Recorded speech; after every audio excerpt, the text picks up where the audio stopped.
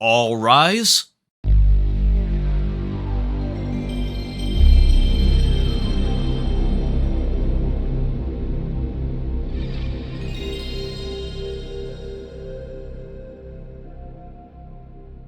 Have a seat.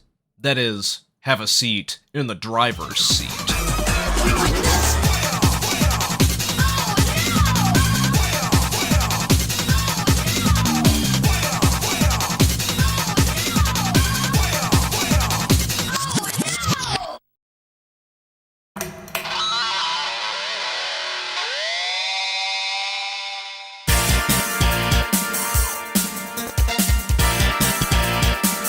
Ahoy there! No, you can't start a video about the PS1 and not have the startup. It's the law. Anyway, before the advent of 3D console hardware, racing games looked something like this. It was clear that racing games wanted to be in a 3D space, but the time just wasn't right. Until 1994, when Sony threw their hat into the ring and released the PlayStation. Although not the first CD game system, it was unquestionably the best at the time. With the rise in 3D hardware in this console generation, it came as no surprise that the racing genre flourished. And because the PlayStation was an absolute juggernaut, there was no shortage of racing games to be had. Many racing games on the system were innovative and influential, changing the genre for years to come. This is the evolution of racing games on the original PlayStation, from its Japanese launch year of 1994 to the console's decline in 2002. We'll be looking at 1 to 2 games per year and assess their impact on the console and racing games in general. No region is exempt, so there will be at least one Japan-only game mentioned today.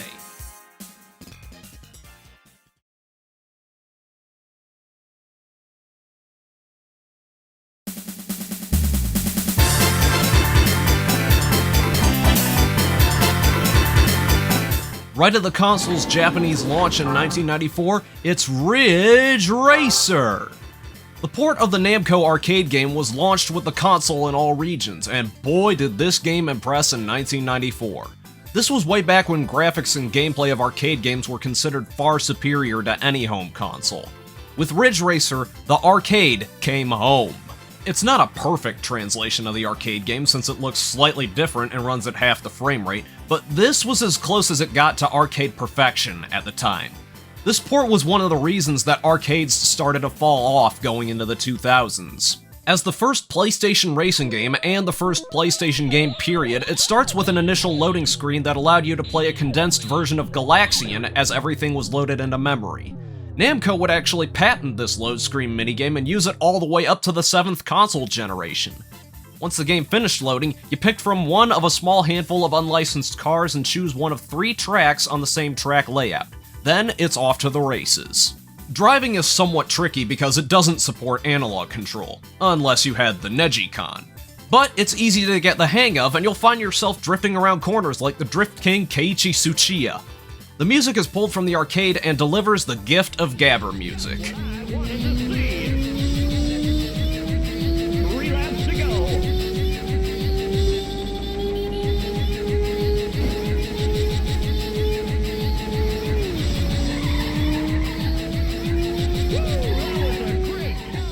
But because the entire game is loaded into memory, you can swap in your own music CD to listen to your own tunes.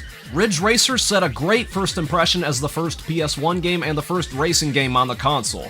It launched with the system in all regions at different times, first in Japan in December of 1994, then in North America and Europe by September of 1995. Come September, Ridge Racer would be joined by another racing game.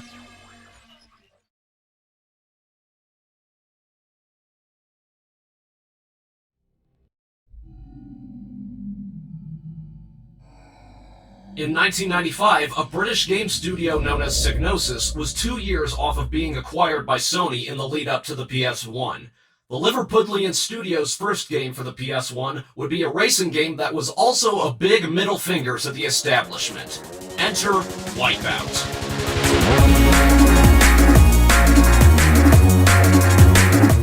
Okay, seriously, why does my voice always do that whenever I talk about Wipeout? At first glance, it may be easy to dismiss Wipeout as nothing more than an F-Zero clone, but it actually borrows more from Super Mario Kart than anything. You race futuristic death sleds around outlandish tracks and use random power-ups to slow down your opposition, all while listening to a fantastic electronic soundtrack. Sadly, in the modern era, the game has not aged particularly well. Poppin' is noticeable and distracting, all the music triggers Content ID on YouTube, and the handling is extremely slippery. Handling was hard thanks in part to the lack of analog control support. However, Wipeout was well regarded at the time for the music, course design, and challenge. Talking about Wipeout today isn't going to be about what it does, but more about what it did. And only 1 year later, Psygnosis would do it better.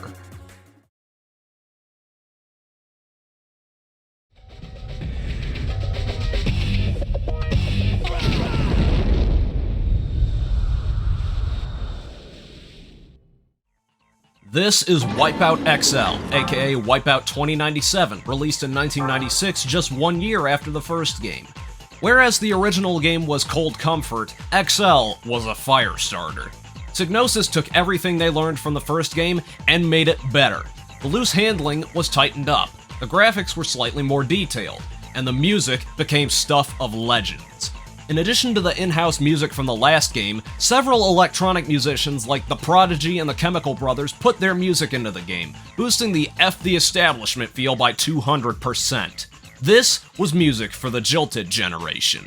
XL is not a full sequel, as it was originally planned as an expansion to the first game during development. However, the more responsive controls, while still digital, paid dividends in replayability. It's all the factors, controls, music, and tracks that make XL still worthwhile in the modern age. While not my personal favorite game in the series, the fact that XL is still remembered so fondly now says a lot about the impact of this game. I will admit, I got into a lot more electronic and big beat music from this game. So, Wipeout and Ridge Racer were major players in the arcade school of racing on the system. But a revolution was about to unfold in Japan in late 1997.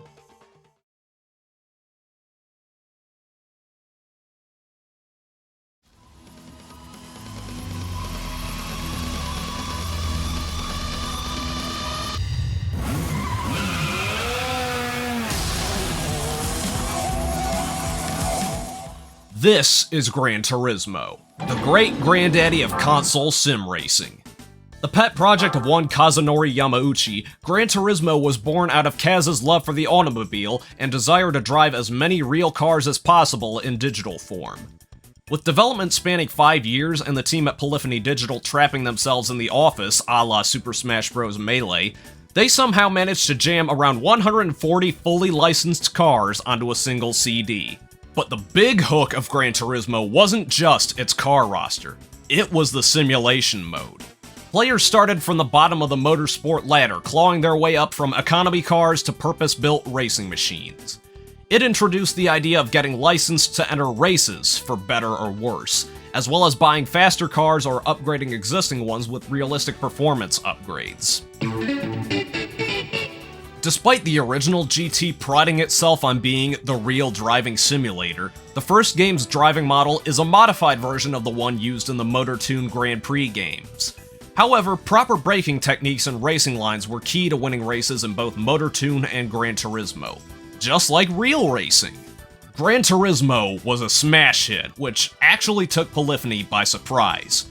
The game would end up becoming the best-selling game of all time on the PS1 and spawn a franchise that would become a byword for technical prowess on any PlayStation. But we'll have to wait a bit for the next game in the series.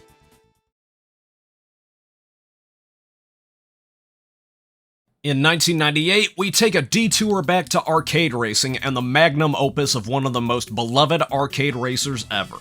Welcome to Real Racing Roots 99. It's Ridge Racer Type 4. R4. Namco had put out the auspicious Rage Racer in 1996 in Japan, but its response was more muted due to its drab color scheme and lack of tracks. Namco decided to follow that up with the most funky, fresh, and stylish racing game this side of the 1990s. Type 4 borrows the skew towards realistic graphics and injects more color and personality into it. It's a near-perfect blend of stylized realism. The tracks themselves, while only having about 3 to 4 areas, have their own vibe with occasionally stunning views and ample opportunities for power slides. This game uses garage shading, making the normally jagged edges of PlayStation games look smooth as silk, and it all runs without a hitch. Drifting is once again easy to learn but difficult to master, with cars tuned for either better grip or easier drifting. But it feels so good with analog control thanks to the arrival of the dual analog controller and the DualShock. And the music is fantastic. Come for the slick graphics, stay for the funky beats. Type 4 has one of the best soundtracks in all of racing games, rivaling the likes of F-Zero X and Wipeout XL. Take a listen.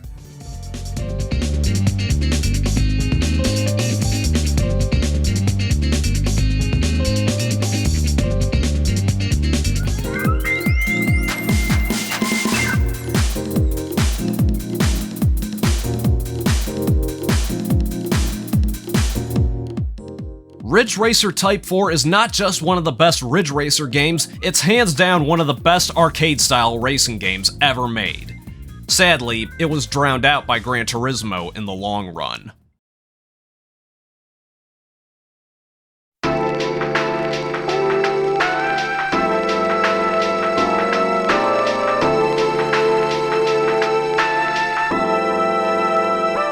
For 1999, there's a couple of games that left a splash in the racing scene. The first one I want to mention wasn't very successful in its time, nor did it leave Japan, but it's one of the most ambitious racing games ever made. It's once again time to discuss Racing Lagoon. Racing Lagoon is a true CarPG, a racing game mixed with a role-playing game. You race the streets of Yokohama, Japan, racing in Japanese sports cars to uncover a mystery and build up the coolest ride in the process. I honestly couldn't get into this game since I'm not the biggest JRPG player, and the handling and early game grind were off-putting. But what set apart Racing Lagoon from literally every other racing game was its approach to tuning. Any part can go on any car. For every opponent you beat, you get to snag a part from their car to put onto yours. The inverse is true if you lose. This allows you to build cars like a front-engine Toyota MR2 or an all-wheel drive AE86. It's a system that I haven't seen in many video games today, racing or otherwise. The music to this game is a refreshing blend of techno and jazz, and it fits this game's style to a T.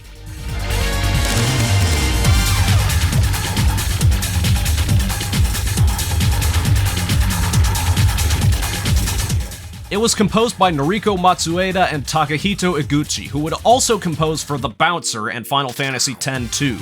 Racing Lagoon didn't leave a huge impact on the genre in its time, but its unique gameplay mechanics and combination of racer and JRPG were difficult to ignore. So hard to ignore that it took until 2021 for a fan translation to emerge. The game's unique dialect, Lagoon Go, made it difficult to translate to English, but Hilltop came through with the whole translation taking about 6 months to complete. While not my kind of game, Racing Lagoon and the monumental effort to get this game translated to English gets my respect. But let's be real, the biggest racing game of 1999 was the sequel to the sim racer on PS1, Gran Turismo 2. I've talked about this game way too many times, so I'll try to be brief. Gran Turismo 2 takes the deep simulation gameplay of the original and jam-packs it with so much content that the game had to be split onto 2 discs. There's over 600 cars to choose from, a number still impressive by modern standards. The graphics are among some of the best on PS1 despite noticeable pop-in and lower overall performance on real hardware. But because the game had hundreds more cars than its predecessor, there was a lot more player freedom in choosing what to do and what cars to drive. No 2 playthroughs are the same.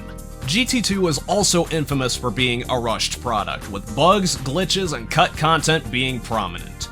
Most of these bugs were fixed in later print runs of the game, but most of these bugs are so minor that it adds to the game's charm. While not selling as well as the first game, Gran Turismo 2 was still a massive hit, and it's the one I always go back to. At the turn of the millennium, it was grave tidings for the PS1. Sony had announced the PS2 in 1999 and was garnering significant buzz. The PS2 would launch in 2000, marking the beginning of the end of the original PlayStation. For the next couple of years, game output for the PS1 started to decline, but by 2000, some game developers could really push the PS1 to its limits. Case in point, TOCA World Touring Cars from Codemasters. This game has many names around the world, though. Here in the US, it was known as Jarrett and Labonte Stock Car Racing, named after NASCAR drivers Jason Jarrett and Justin Labonte. Whatever you call this game, this is one of the best looking games on the system this side of Gran Turismo. Cars are well detailed and even have damage and interior views, and the trackside detail looks great if you can ignore pop-in. It's also got a widescreen mode. It also has a career mode that has the player driving many different cars in different motorsport disciplines around numerous real-world circuits. TOCA is an impressive simcade racer, but over here it loses points for not having any stock cars. Can I sue Codemasters or EA for false advertising? It also lost points for its limited playability on Duckstation, as it frequently hung at loading screens while I was recording. But that's emulation's fault.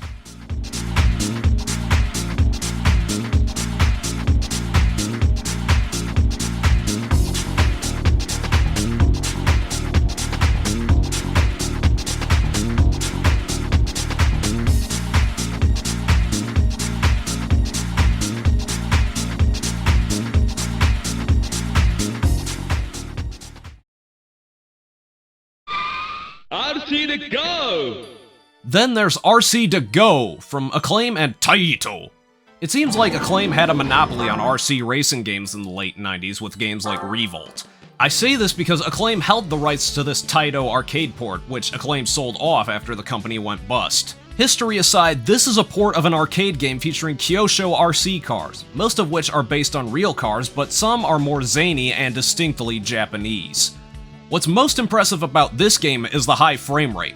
RC to Go runs at a near constant 60 FPS with up to 8 racers on track at the same time. Granted, the courses are small and enclosed, but for a late PS1 game, this also looks really good. It's also another one of those racing games with great vibes throughout. Most of that comes from the upbeat music and the race announcer similar to the one in Street Fighter Alpha 3. I wonder if it's actually the same guy. It's still early in the race. You've still got time to turn things around. RC to Go doesn't play like most standard racing games, but as if you were controlling a real RC car from a platform. To that extent, you can play the game with tank controls or with twin sticks on a DualShock, just like a real RC car. Between races, you can spend your winnings on upgrading your RC car, typical of any console simcade racer. Not that many people talk about RC to Go, but I think they should because it's a really fun RC racing game. It's way better of an RC racer than Revolt ever was, and yes, I will die on this hill.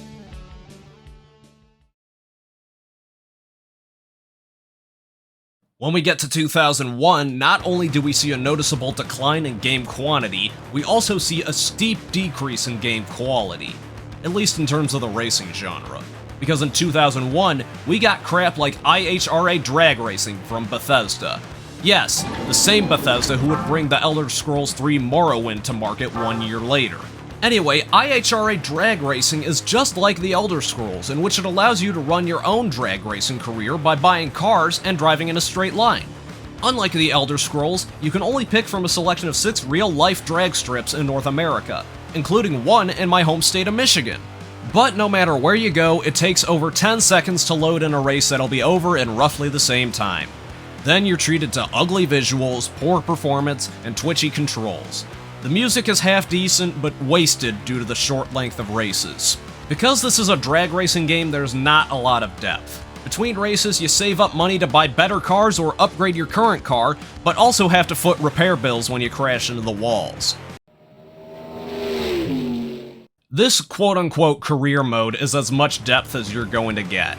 IHRA Drag Racing sucks. And Bethesda made 3 of these games. How? That's beyond me. Then we have Ford Racing from Empire Interactive. This actually isn't too bad from the first hour or so I've played of it. While the visuals are extremely simple, they're not what I'd call ugly. Its handling is actually fairly good. It's more of a simcade racer since it's really easy to control but still requires you to brake at hard turns. The music is decent, but not something I'd listen to outside the game. I think this game's biggest issue is its dollar store presentation. This is a budget racing game without a doubt, since it has simple graphics, unremarkable music, and uneven difficulty. On easy difficulty, this game is way too easy. On medium or hard, it's way too hard. There is somewhat of a difficulty curve since you start with a Ford Ka and work your way up to cars like the Mustang or the GT90 concept, and you can upgrade your car's performance between races, but this upgrade system is fairly basic. While Ford racing doesn't totally suck, you're not missing out on anything if you skip this. This game got 2 sequels on 6th generation hardware, and those are actually kinda good.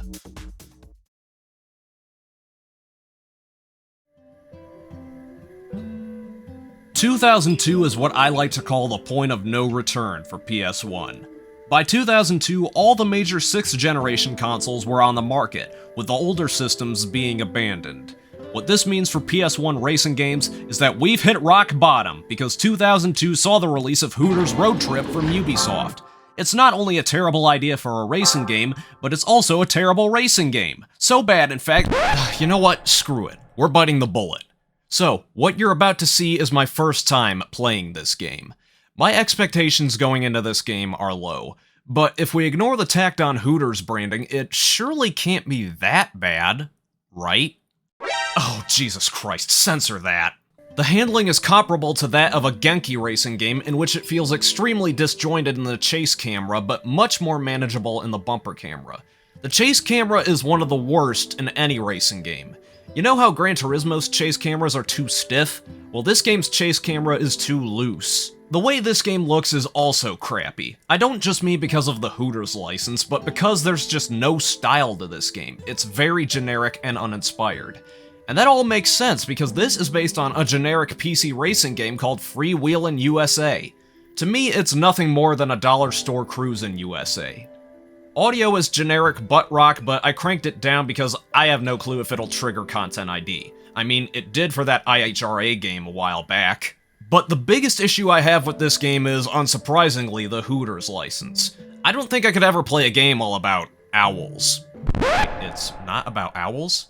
Oh, crap. Well, at the risk of getting demonetized, I need to wrap up this segment. Tacky yet unrefined? You got that right. The only way I would have ever played this is if it was sold with some buffalo wings. For racing games on PS1, it's quite the way to piss out. While I personally don't think the PS1 was best remembered as a racing game console, that honor goes to the N64, the PS1 still housed an amazing garage of racing games. Many of these racers were some of the most groundbreaking games in their genre, from the graphics to the music to the gameplay structures.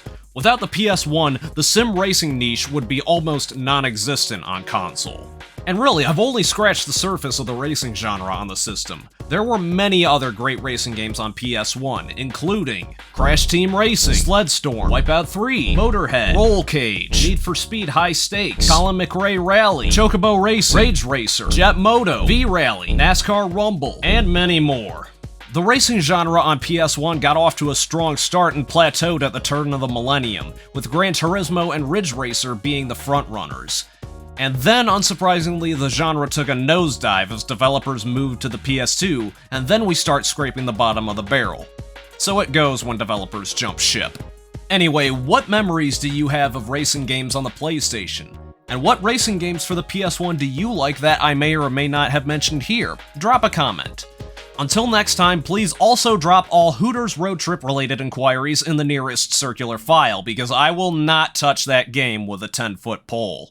Never again. This has been Squiddy the Kid signing off. Like, comment, subscribe, and all that jazz.